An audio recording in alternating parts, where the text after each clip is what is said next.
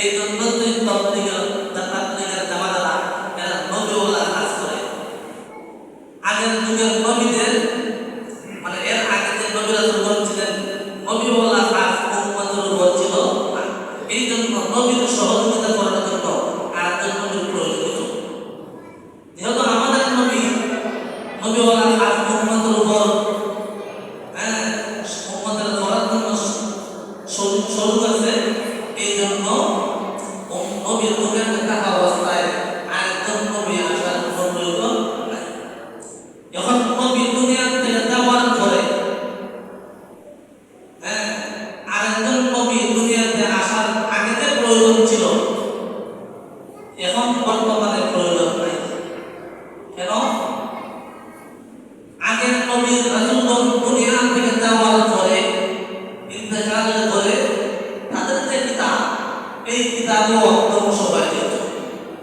এই কিতাবের বিধিবিধান ইহুদি খ্রিস্টানরা রদবদল করে যেত। ওনার কিতাব ওনার শরীয়ত জড়িত ধ্বংস হয়ে যেত। কিন্তু আমাদের নবী 1400 বছর আগে দুনিয়া থেকে বিদায় হয়েছেন, এখন পর্যন্ত নবীর কোনো বিধান পরিবর্তন হয়নি, এখন পর্যন্ত হবেও না। কেন?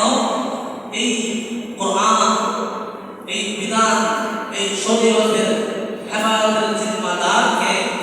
আল্লাহ। এবং প্রশ্ন থাকতে পারে, হুজুর আগে যে আল্লাহ যত নবী রাসূলগণ দুনিয়াতে প্রেরণ করেছিলেন, ওই সমস্ত নবী রাসূলগণের শরীয়ত বা কিতাবের হেফাজতের জিম্মাদার কে আল্লাহ ছিলেন না? আল্লাহ ছিলেন না। একমাত্র আমাদের নবীর উপর যে কিতাব নাযিল করেছেন, এই কিতাবের জিম্মাদারি কে? আল্লাহ।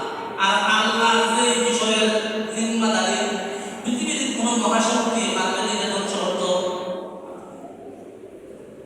কিন্তু আগের নবীর যে কিতাবাদি, এই কিতাবাদের দায়িত্ব আল্লাহ ছিল না, আল্লাহ ছিলেন না। এই জন্য নবী দুনিয়া থেকে যাওয়ার পরে এই কিতাব বিলুপ্ত হয়ে গেছে। এই জন্য পরবর্তী যুগের মানুষের জন্য আরেকজন নবীর দরকার, ঠিক না? এই জন্য আল্লাহ নবী প্রেরণ করছেন। আমাদের নবীর কিতাব যেহেতু কিয়ামত পর্যন্ত ধ্বংস হবে না, শরীয়ত ধ্বংস হবে না, এই জন্য পরবর্তী যুগের জন্য আর নবীর দরকার নাই। এটা যুক্ত হয়। এই জন্য লক্ষ্য করে শুনুন, আল্লাহ রাব্বুল আলামিন পৃথিবীর মানুষদেরকে লক্ষ্য করে বলতেন, হে পৃথিবীর মানুষেরা শুনো, আমি আল্লাহ মূসা আলাইহিস সালাতু ওয়াস সালামের উপর তাওরাত কিতাব নাযিল করেছিলাম।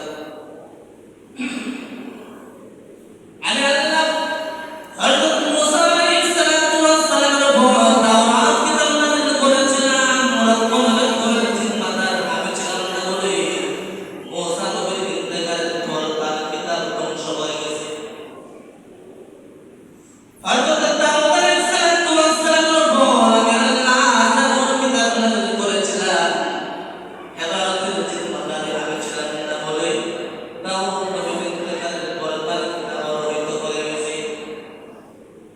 হযরত ঈসা আলাইহিস সালাতু ওয়াস সালামের উপর আমি আল্লাহ ইনজিল কিতাব নাযিল করেছিলাম। রব্বুল আলামিনের জিম্মাদার আমি ছিলাম না বলে ঈসা নবীকে আসমানে ওঠানোর পর তার কিতাব ধ্বংস হয়ে গেছে। কিন্তু আমার প্রিয় হাবিব রাহমাতুল লিল আলামিন মুহাম্মদুর রাসূলুল্লাহ সাল্লাল্লাহু আলাইহি ওয়াসাল্লামের উপর আমি আল্লাহ মহাগ্রন্থ আল কোরআন নাযিল করেছি এবং এই কোরআনের হেফাজতের জিম্মাদারি আমি আল্লাহ নিজের হাতেই রেখেছি। এই জন্য তামাম পৃথিবীর বেঈমান কাফেররা যদি একত্রিত হইয়া আমার এই কোরআনকে ধ্বংস করার চেষ্টা করে, তারা নিজেরাই ধ্বংস হয়ে যাবে। কিন্তু আমার এই কোরআনের একটা জের জবর নক্তাকেও পরিবর্তন করতে পারবে না। সুতরাং আমাদের নবীর উপরে আর নবী দরকার নেই, দরকার না তো। আমাদের নবীর উপর যে বিধান